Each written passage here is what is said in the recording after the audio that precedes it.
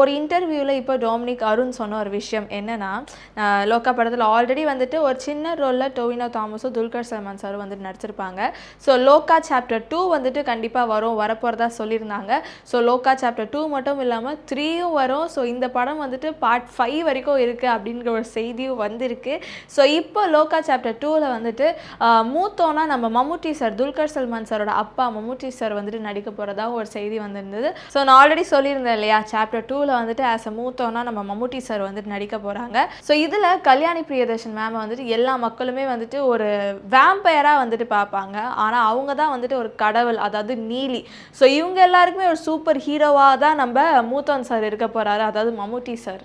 Dominic Arun சாரே சொல்லியிருக்காரு. லோக்கா chapter 2ல் வந்துட்டு டொவினோ தாமஸ் தான் வந்துட்டு லீட் ரோலில் நடிக்க போகிறதா சொல்லியிருக்காங்க. அண்ட் சாப்டர் 3ல் வந்துட்டு துல்கர் சல்மான் சார் வந்துட்டு லீட் ரோலில் நடிக்க போகிறதா வந்துட்டு சொல்லியிருக்காங்க. அப்புறம் இந்த கதை வந்துட்டு எந்த அளவுக்கு சுவாரஸ்யமாக போக போகுதுன்னு பாருங்க.